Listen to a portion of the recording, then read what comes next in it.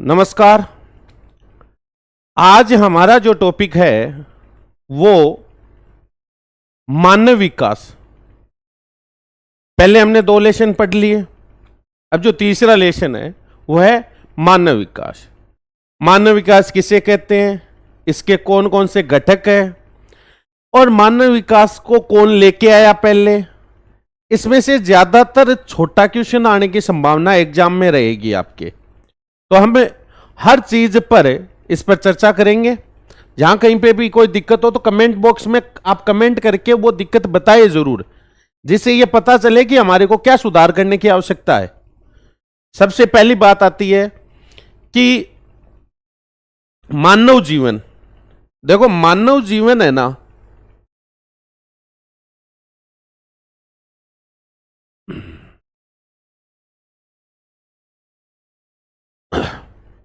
तो जीवन ने हर आदमी जीना चाहता है, मानो अपना जीवन।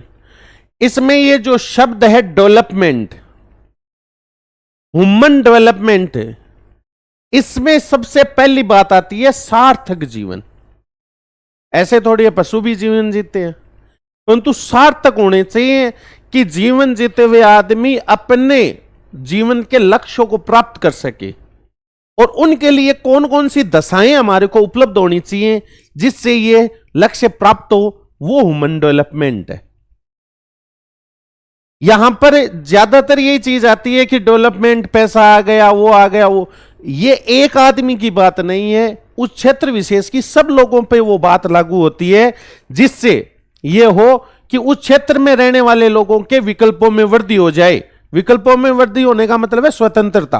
स्वतंत्रता का मतलब है आर्थिक स्वतंत्रता भी हो, लोगों के पास पैसा हो और हर चीज को खरीद सके या अपने डेवलपमेंट के क्या है विकल्पों में वृद्धि कर सके। हर चीज, शिक्षा के क्षेत्र में हो, सामाजिक क्षेत्र में हो, राजनीतिक क्षेत्र में हो। जैसे वर्तमान में चुनावों का माहौल है, हर आदमी के पास विकल्प है कि वो चुनाव लड़ सकता है यदि उसने जो न्यूनतम योग्यता है वो अर्जित कर रखी है, वो भारत का नागरिक है, 25 साल का है और है, तो ये चीजें होनी जरूरी है। तो यही क्या है, ह्यूमन डेवलपमेंट है। तो ह्यूमन डेवलपमेंट क्या है, सार्थक जीवन की परिकल्पना है। सार्थक जीवन केवल दीर्घ नहीं होता है, ये नहीं है कि 100 साल का होके आदमी जिए, 100 साल का होके आदमी मर जाए तो वो सार्थक जीवन थोड़ी है। उसमें है जीवन का उद्देश्य होना जरूरी है। टारगेट जो है वो होना चाहिए कि उस एम को हमें प्राप्त करें, अर्थात लोग स्वस्थ हो, विवेकपूर्ण सोच समझ कर समाज में प्रतिभागिता करें, एक्टिव पर्सनैलिटी हो और अपने पर क्या है उद्देश्यों की पूर्ति करे। यानी स्वस्थ हो, समाज में वो कार्यशील रहे, प्रतिभागी बने और अपने जीवन के उद्देश्यों को पूर्ति करे, वो ही ह्यूमन डेवलपमेंट है। नेक्स्ट हम बात कर रहे हैं, एक शब्द है विकास और एक है वृद्धि। देखो, ये ध्यान देना, वृद्धि और विकास दोनों अलग अलग परिकल्पना है। वृद्धि का मतलब है ये जो कोई बच्चा है जो लगभग 5 साल का है, 6 साल का होगा तो यह बच्चा, इसकी शारीरिक वृद्धि हो जाएगी, ये इतना बड़ा हो गया। 18 साल का है तो ये इतना बड़ा हो गया।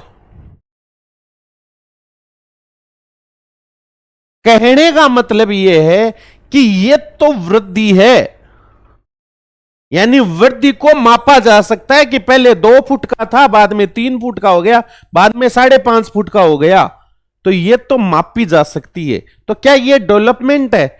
नहीं साहब, डेवलपमेंट नहीं है। डेवलपमेंट में चहुमुखी विकास आता है। चहुमुखी कैसे? कि जो आदमी या जो बच्चा है उसका शारीरिक विकास हो रहा है, मानसिक विकास हो रहा है, सामाजिक विकास भी हो रहा है, उसका शैक्षिक उन्नयन भी हो रहा है, यानी शैक्षिक विकास भी हो रहा है, और आर्थिक विकास के कारण वो उसके मान लो उसके पास पैसा है तो उसके विकल्प भी बन गए, तो वो जो सभी चीजें उसको मिली वो विकास है। चहुमुखी, यानी एक व्यक्ति की जिंदगी में कई चीजें शामिल हो जाए और वो सब उसके विकल्पों में वृद्धि करे। विकल्प का मतलब ये यहां नहीं है कि ए बी सी डी, नहीं, वो एमसीक्यू टाइप बात नहीं है यहां पर क्या है कि विकल्प यानी उसके पास ऑप्शन है कि साहब ये मैं कर सकता हूं क्योंकि मैं इसके लायक हूं, ये भी मैं काम कर सकता हूं, ये भी मैं काम कर सकता हूं, यानी मेरे पास ऑप्शन है, विकल्प है 1 2 3 4 5। मैं चुनाव भी लड़ सकता हूं, मैं शिक्षक भी बन सकता हूं, वकील भी बना सकता हूं, डॉक्टर भी बन सकता हूं, मैं व्यापारी भी बन सकता हूं। तो ये उसका डेवलपमेंट है। मैं हर जगह मेरी बात को बोल सकता हूं, मैं हर जगह जहां पर मेरे अधिकारों की बात आए तो मैं न्यायालय में भी जा सकता हूं। ये क्या है? ये डेवलपमेंट है। इसमें क्या है? ऑप्शंस बन गए उसके पास है। ऐसे कोई आदमी है वो 2-3 फुट का था, बाद में वो 4 फुट का हो गया, 5 फुट का हो गया, 5.5 फुट का हो गया, आपने कह दिया कि इसका डेवलपमेंट हो गया? नहीं साहब, उसकी वो शारीरिक वृद्धि है, यानी वृद्धि को मापा जा सकता है, चाहे लीटर में हो चाहे मीटर में हो। मतलब लंबाई है तो वो क्या है, आप मीटर में नापोगे, और तरल पदार्थ है तो उसको किस में वृद्धि हो रही है तो उसको किस में माप रहे हो आप लीटर में माप रहे हो। तो यहां ध्यान रखना कि गुणात्मक गुणों में परिवर्तन को विकास कहा जा सकता है, कहा जाता है, कहा जा सकता नहीं। गुण है उनमें जो परिवर्तन हो, और विकल्पों में वृद्धि होना, वर्तमान स्थिति में परिवर्तन होना ही क्या है। अब देखो वर्तमान स्थिति जो है, जैसे आज की प्रेजेंट कंडीशन ही है कि मैं आर्थिक रूप से जैसा हूं, सामाजिक रूप से, शिक्षा के रूप में, अब जितने विकल्प हैं मेरे पास उनमें मैंने क्या कर दिया, परिवर्तन किया, यानी शिक्षा और उच्च ग्रहण की मैंने, रुपया मेरे पास आया, कमाया मैंने, राजनीतिक अप्रोच बनाई, तो ऑप्शन बढ़े या नहीं बढ़े, और बढ़ गए तो यानी मेरा डेवलपमेंट हो गया। ये ह्यूमन डेवलपमेंट है।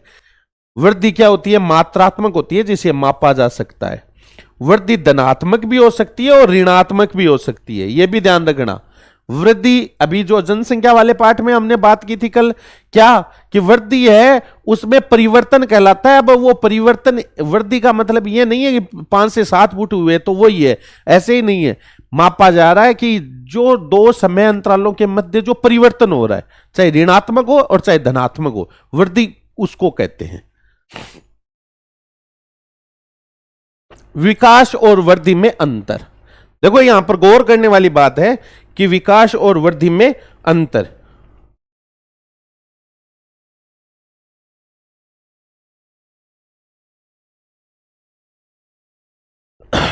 यहां गौर करने वाली बात है कि वृद्धि समय के संदर्भ में मात्रात्मक और मूल्य निरपेक्ष परिवर्तन को कहते हैं, यानी मापी जाए और मूल्य मूल्य निरपेक्ष, यानी मूल्य भी उसका बढ़ता जाए या घटता जाए, इससे उसको मापा जा सकता है कि पहले उसकी वैल्यू क्या थी, अब वैल्यू उसका क्या है।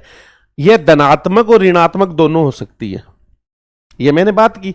विकास गुणात्मक परिवर्तन है जो मूल्य के सापेक्ष होता है, यानी विकास होगा तो मूल्य बढ़ेगा, वैल्यू बढ़ेगी हमेशा। जैसे गांव में हमने देखा है, किसी आदमी के पास है, जैसे उसके बोलने के लहजे के ऊपर हम बात करें, जैसे पहले कोई आदमी हो, जैसे उसका नाम हो राधे श्याम, गांव में उनको क्या है, अलग अलग नामों से बोला जाता है, राधो, राधे या कुछ भी। ज्यों ज्यों उसकी आर्थिक सक्षमता बढ़ती गई तो उसको राधे श्याम जी कहना शुरू कर देंगे लोग, ये उसकी वैल्यू बनती गई। यही विकल्पों में वृद्धि है उसकी, वही क्या है, अप्रोच हो रही है। विकास तब तक नहीं हो सकता जब तक वर्तमान दशाओं में सकारात्मक है। देखो यहां तो है धनात्मक और ऋणात्मक दोनों, परंतु विकास हमेशा क्या है, सकारात्मक ही होता है, नकारात्मक विकास थोड़ी कहलाएगा। तो यह गुणात्मक और पूर्ण सकारात्मक परिवर्तन है, यह विकास कहलाता है। मानव विकास, मानव विकास की परिभाषा के संदर्भ में यह पूछा जाए तो लोगों के विकल्पों में वृद्धि करना तथा उनके जीवन में सुधार लाना, यह व्यक्ति के जीवन में गुणात्मक परिवर्तन को प्रदर्शित करता है। यह आप लोगों को ध्यान रखना है। कैसे परिवर्तन को प्रदर्शित करता है साहब? गुणात्मक परिवर्तन को प्रदर्शित करता है। अगली बात, इनसे पहले हम बात कर लेते हैं कि ह्यूमन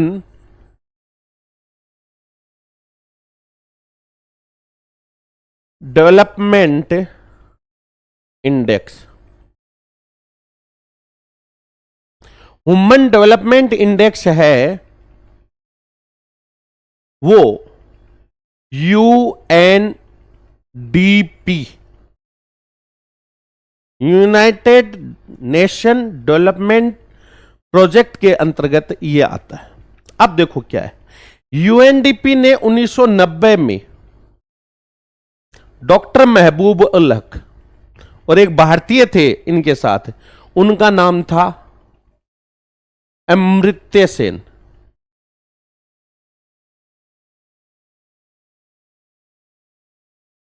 एक मिनट, थोड़ा सा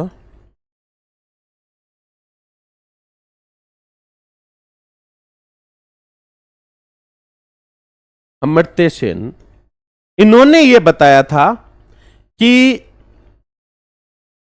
ह्यूमन डेवलपमेंट इंडेक्स होना चाहिए।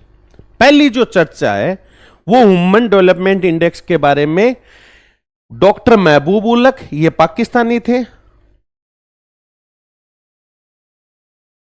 और अमर्त्य सेन ये भारतीय थे, ये अर्थशास्त्री थे दोनों।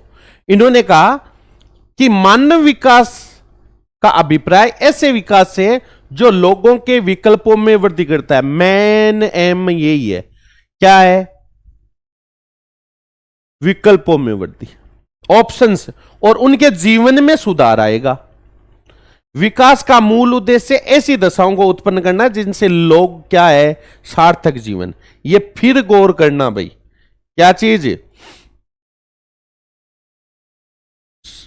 सार्थक जीवन, ये जो शब्द है ध्यान रखना, मानव विकास से सीधा सीधा तात्पर्य है लोगों के विकल्पों में वृद्धि करते हुए सार्थक जीवन के लिए क्या है, परिस्थिति उपलब्ध करवाना।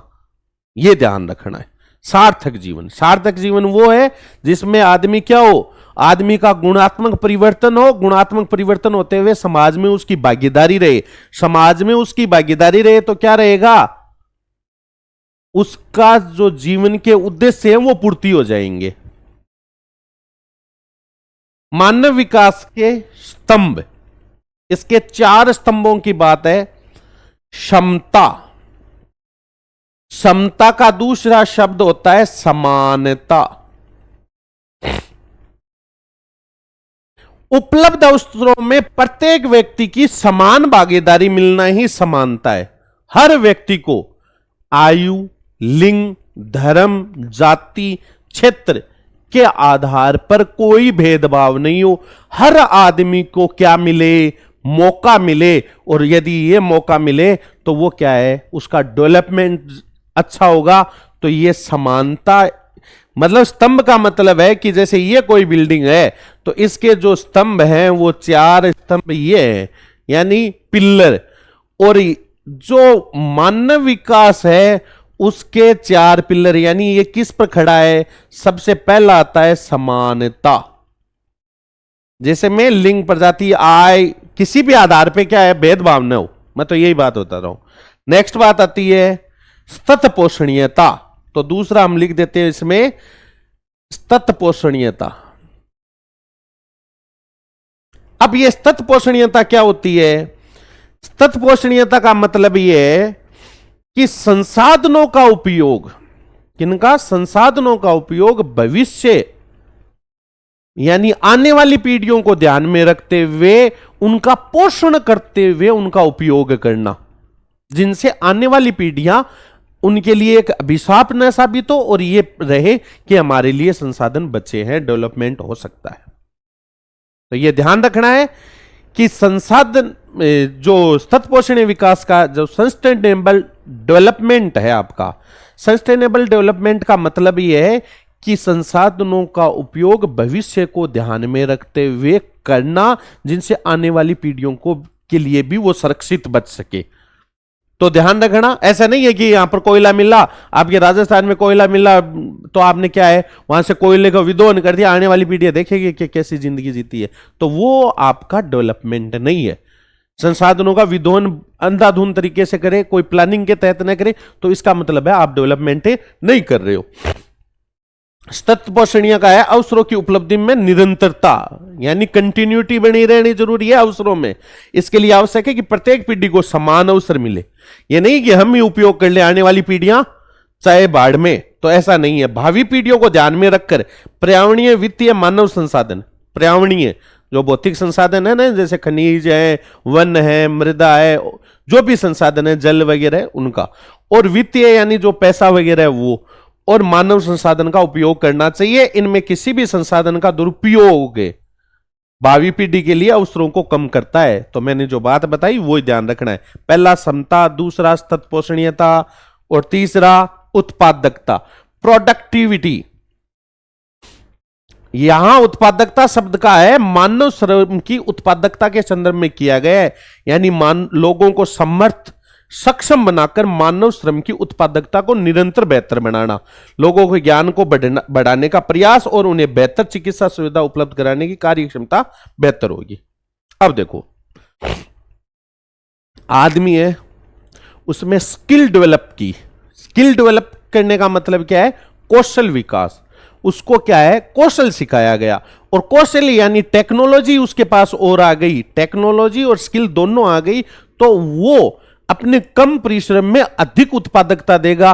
और यही क्या है? ह्यूमन डेवलपमेंट है। यानी ह्यूमन डेवलपमेंट में क्या किया जाता है? समान अवसर दिए जाते हैं। सतत पोषण यानी पीढ़ियों को, आने वाली पीढ़ियों को ध्यान में रखते हुए संसाधनों का उपयोग किया जाता है। उत्पादकता यानी मानव श्रम का उपयोग, उत्पादन को बढ़ाया जाए, तो उसको बढ़ाने के लिए मानव श्रम को क्या है? ज्ञान देकर, कौशल और तकनीकी की सहायता से बखूबी उपयोग करना ही क्या है? उत्पादकता है। सशक्तिकरण। सशक्तिकरण का मतलब है, जैसे हमारे संविधान में यह प्रावधान किया गया है कि समाज में जो पिछड़ा है, जो पिछड़ा है किसी भी दृष्टि से, सामाजिक, आर्थिक, राजनीतिक, किसी भी तरीके से, उनको प्रोत्साहित किया जाता है। और सरकार के द्वारा ऐसे प्रावधान किए गए जिनसे वो अपने जीवन स्तर को ऊंचा कर सके, सुधार सके। इनके लिए अलग अलग जो आज एक आरक्षण व्यवस्था है वो भी इसी का पार्ट है। इसके अलावा संविधान में जो व्यवस्था मूल अधिकारों की गई है उनमें भी ये पार्ट किया गया है। ऐसे ही जैसे महिलाओं को, जैसे अभी वर्तमान में एक आरक्षण बिल आया है, महिलाओं का कोटा रिजर्व है वो बढ़ा दिया गया है। ये सब व्यवस्थाएं क्या आती है? इस ह्यूमन डेवलपमेंट यानी सबको सशक्त करने के लिए। इसके अलावा क्या है? आर्थिक रूप से, सामाजिक रूप से जो पिछड़े हैं उनको क्या है? संरक्षण प्रदान करना। ये हमारी सरकारों का काम होता है, देश का काम होता है, यानी सरकार का काम होता है। तो ये क्या है? सामाजिक रूप से पिछड़े हुए लोगों को हर तरह से समर्थ बनाना, ऐसा भी है, और आर्थिक रूप से और सामाजिक, समाज में भी उनकी प्रतिष्ठा हो। तो ये क्या है? तो जिससे वो विकल्प चुनने के लिए स्वतंत्र रहे। आज देखो आप, हर आदमी है वो विकल्प चुन सकता है, क्योंकि उसके पास क्या है? विकल्प के लिए क्षमता है, कैपेसिटी है। और ये कैपेसिटी डेवलप करना ही क्या कहला रहा है? यहां पर सशक्तिकरण है। सशक्त बना दिया। आज एक महिला पढ़ सकती है। पुराने टाइम में जब मम्मी वगैरह की बात करते हैं तो वो क्या है? अनपढ़ है, क्योंकि उन समय विकल्प नहीं थे। आज क्या है? जैसे मेरे सिस्टर है या कोई अन्य है जो वर्तमान में है, तो उनमें क्या सोचा जाता है? भाई पढ़ाओ इनको। पहले क्या थी? उनके विकल्पों की क्या है? कमी थी। तो ये बात आपको ध्यान रखना है। तो 4 स्तंभ हो गए: क्षमता, सतत पोषणीय विकास, उत्पादकता, और इसके बाद में आ जाता है सशक्तिकरण, हर आदमी को सशक्त कराना। अब कुछ उपागम आते हैं। उपागम, मानव विकास के उपागम। तो देखो उपागम क्या है? आयुपागम। अब यह माना गया है कि किस आधार पर यह माना जाए, कि कौन से तरीके से यह माना जाए, व्यू से या दृष्टिकोण से, कि विकास है। यानी जिसके पास पैसा है, आय का उच्च स्तर विकास के उच्च स्तर को दिखाता है। यानी लोगों के पास पैसा आ गया, इसका मतलब क्या है? विकास ज्यादा हुआ है, यही ज्यादा है। कल्याण, इसको आप एक शब्द आप ध्यान रखोगे, वर्तमान में चुनाव भी है। किसी सरकार को अच्छी कब कहा माना जाए? जब उसकी नीतियां हो वो जन कल्याणकारी हो। यहां पर भी यही शब्द आ रहा है। कल्याण यानी मानव का अधिकतम कल्याण हो, अधिकतम लाभ उसको मिले, तो उसका विकास है। यानी यह उपागम मानव को लाभार्थी अथवा सभी विकासात्मक गतिविधियों के लक्ष्य के रूप में देखता है। सरकार कल्याण पर अधिकतम व्यय करके मानव विकास के स्तरों में वृद्धि करता है। मानव विकास का स्तर डेवलप हो जाएगा, सीधी बात यही है भाई। मानव है जहां है उसके क्या है योजनाएं, उन योजनाओं का उसको लाभ मिला तो उसका डेवलपमेंट होगा, तभी तो ये योजनाएं चलाई जाती है। अब मैं किसी योजना का नाम तो लेना नहीं चाहता क्योंकि अभी आदर्श आचार संहिता लगी हुई है। आधारभूत आवश्यकता उपागम, देखो इसमें पहला था आय उपागम यानी पैसा जो जो आया, ये सबसे पहला था। दूसरा था कल्याण, तीसरा है आधारभूत आवश्यकता। इसमें क्या है, अंतर्राष्ट्रीय श्रम संगठन ने प्रस्तावित किया था, इसमें 6 न्यूनतम। देखो इसमें यह माना गया है शिक्षा, भोजन, जल, स्वच्छता, स्वास्थ्य और आवास। शिक्षा, भोजन, आवास, इसके बाद में आपका आती है जल, स्वच्छता और स्वास्थ्य। ये यदि मान लो जिनके अच्छे हैं, जिनको ये मूलभूत सुविधाएं मिल रही है, इसका मतलब ह्यूमन डेवलपमेंट हुआ है। तो ये ध्यान रखना, पहला आय उपागम, दूसरा कल्याण उपागम, तीसरा क्या आता है आपका आधारभूत आवश्यकता उपागम और कल्याण उपागम, आय उपागम और आधारभूत आवश्यकता उपागम। अगला चलते हैं क्षमता उपागम। क्षमता वो की वो बात आ रही है पहले वाली, क्या क्षमता का मतलब है आदमी की कैपेसिटी को बढ़ा देना, और क्षमता यानी या तो रुपया है तो आदमी की क्षमता है, वो हर संसाधन को खरीद सकता है। राजनीतिक रूप से वो जागरूक है और यदि राजनीतिक विकल्पों में भी वृद्धि है तो वो चुनाव लड़ सकता है, तो इसकी वो कैपेसिटी बढ़ी है। और यदि ये कैपेसिटी बढ़ी है तो वो क्या कहलाएगी, क्षमता।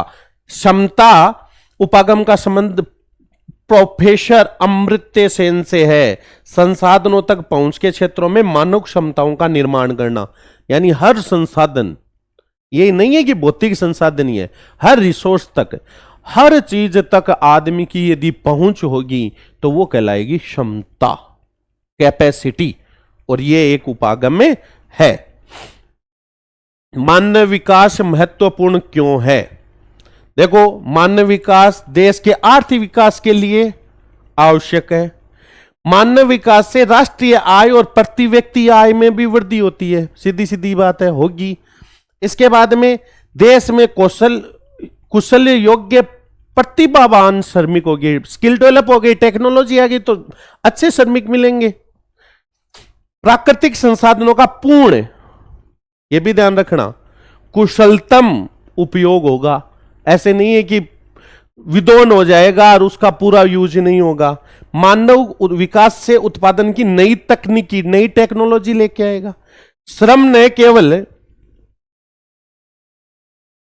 न केवल उत्पादक है बल्कि उपभोक्ता भी है। वस्तुओं और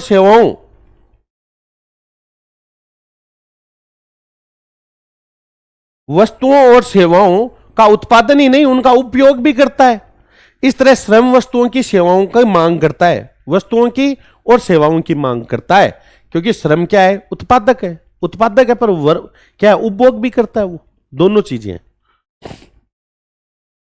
मानव विकास सूचकांक, देखो 2022 के अंतर्गत मानव विकास सूचकांक में भारत का जो अंक है वो 132वां है। यह ध्यान रखना, भारत रैंकिंग में कितने नंबर पर है, 132वें में। कब की, 2022 के अकॉर्डिंग। तो हमारे एग्जाम में आए तो ये नवीनतम डाटा लिखना है हमारे को। मानव विकास सूचकांक एक मापक है जिसके द्वारा किसी देश से, किताब में वो तो लिखना ही लिखना है, पर यह भी लिख देना वर्तमान में ये भारत है वो विश्व में 132वें स्थान पर रहता है। एक मापक है जिसके द्वारा किसी देश के लोगों के विकास का मापन, उनके स्वास्थ्य, शिक्षा के स्तर और संसाधनों तक पहुंचे, यह ध्यान रखना है।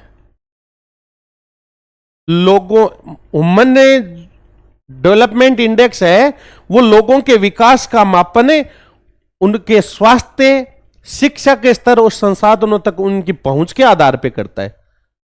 देखो शिक्षित कितने, एक देश की जैसे भारत का 132वीं रैंक है, तो ये माना गया कि भारत में एजुकेशन लोगों तक कहां तक पहुंची है, कितने शिक्षित है। दूसरा, उनका स्वास्थ्य कैसा है, यदि स्वास्थ्य उत्तम है, स्वास्थ्य सेवाएं विकसित है, आसानी से सुलभ रूप में मिल जाती हैं, तो उसका डेवलपमेंट है। इसके बाद में तीसरी चीज जो आती है वो आती है संसाधनों तक पहुंच। संसाधनों तक किसी एक वर्ग विशेष या किसी प्रशासनिक लोगों के द्वारा कहीं अन्य लोगों को छोड़ा नहीं जा रहा है, या सबकी पहुंच बराबर है। क्योंकि हमने पढ़ा था क्षमता, सतत पोषणीयता, उत्पादकता, ये जो चीज है वो यहां चीज है। तो ये तीनों चीज होंगी, तो 0 से 1 के मध्य इसका मापन किया जाता है। किसका? मानव विकास सूचकांक का। और कर्ता कौन है? यूएनडीपी। इस पाठ में से छोटे क्वेश्चन आने ज्यादा है। मानव विकास के मापन के 3 प्रमुख सूचकांक कौन कौन से? स्वास्थ्य। स्वास्थ्य का मूल्यांकन करने पर चुना गया कि सूचक जन्म के समय जीवन प्रत्याशा और दीर्घ और स्वस्थ जीवन हो। देखो, स्वास्थ्य का पैमाना क्या है कि उसका जीवन दीर्घ हो आदमी का। जहां जिस देश का किया जा रहा है उस देश के लोगों की औसत आयु क्या है, और स्वस्थ है या नहीं है। ऐसे नहीं कि वो बीमार पड़े और बाद में वो लंबे जी रहे हैं, तो वो भी चीज है। शिक्षा, शिक्षा कहां तक पहुंच रही है लोगों के पास, ये इसका मापन का एक है। वो मैंने अभी चर्चा कर दी, वो की वो बात आती है। प्रौढ़ साक्षरता दर और सकल नामांकन अनुपात को आधार माना जाता है। प्रौढ़ों को भी क्या है, पढ़ाया गया नहीं पढ़ाया गया, पढ़े हुए हैं नहीं पढ़े हुए, ये चीज है। और संसाधनों तक पहुंचे, ये लोगों की क्रय शक्ति, क्योंकि पैसा है तो ही संसाधनों तक पहुंचेगा, यानी आर्थिक रूप से सामर्थ्य है या नहीं है। ये सब जो चीजें आती हैं वो हमारी क्या आती है? मानव विकास सूचकांक के अंतर्गत आती है। संयुक्त राष्ट्र विकास कार्यक्रम UNDP, UNDP,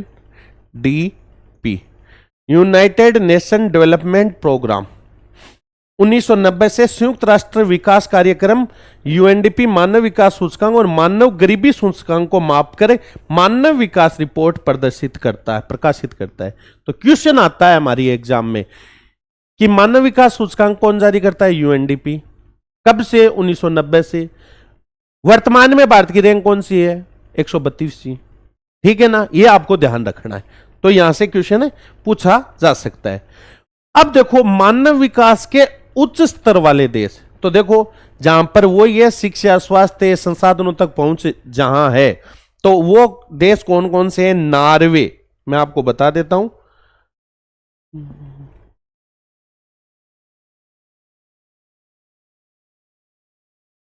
Norway, Iceland, Australia, Luxembourg और कनाडा, इनका ह्यूमन डेवलपमेंट इंडेक्स है वो काफी अच्छा है। और न्यूनतम वाली बात करें तो ये आ जाओ, कौन कौन से मानव विकास के निम्न स्तर वाले देश, तो वो देश आते हैं जो हमारे यहां पर, जैसे आप बांग्लादेश वगैरह इनकी बात करिए, अफ्रीकन देशों की बात करिए, जहां पर क्या है, सामाजिक सेवा सरकार द्वारा आवश्यक निवेश किया जाता है और प्रतिरक्षा और गृह कलह शांत करने में अधिक व्यय होता है। यानी मेन बात यही है कि लोगों के पास पैसा नहीं है जिन देशों में, और गरीब देश हैं वो प्रतिरक्षा में इनमें ज्यादा लगा देते हैं, स्वास्थ्य चिकित्सा इनमें कम लगा पाते, अकाल और बीमारियों का जिनको सामना करना पड़े, तो ये इसके अंतर्गत आता है। अब देखो, मैं आपको एक बात बताना चाहूंगा, जितने भी स्टूडेंट जुड़े हुए हैं, मैं आपको एक सीधी सीधी बात बताना चाहूंगा, ये मेरा एक प्रयास है। आप कमेंट में कमेंट लिखकर जरूर बताएं कि ये वीडियो है ये आपके लायक है या नहीं है, इनमें और क्या सुधार किया जा सकता है। इसके अलावा आगामी जो दीपावली की छुट्टियों के बाद में वो हम क्वेश्चन श्रृंखला पर भी हम चर्चा करेंगे, और एग्जाम के नजदीक वैसे ही इस चैनल पे पैरेलल क्लास चलती है, मैथ की भी चलती है, साइंस की भी क्लास आएगी, और आने वाले टाइम में लगभग सब्जेक्टों की मैं क्लास डलवाने की कोशिश करूंगा जो भी एक्सपर्ट्स हैं उनसे। अब मैं आपको ये बताना चाहूंगा कि आगे आने वाले टाइम में जो बच्चे हैं बीएसटीसी की तैयारी कर रहे हैं, एसएससी की तैयारी कर रहे हैं, बीएड की तैयारी कर रहे हैं, जो पीटीटी का एग्जाम है उसकी, या अन्य कोई एग्जाम की तैयारी कर रहे हैं, उनके लिए बेहतरीन कंटेंट आएगा।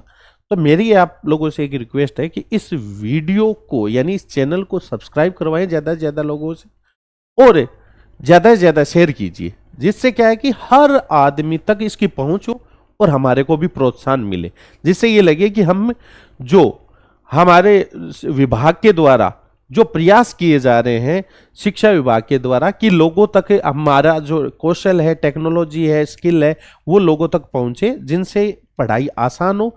और जहां पर स्टाफ की कमी है वहां पर क्या है, अध्ययन हो, उसके बच्चों की जो अध्ययन है उसमें कोई अवरोध ना आए, उसका एक प्रयास है। तो सभी को बहुत बहुत धन्यवाद। आप वीडियो में बने रहें। धन्यवाद।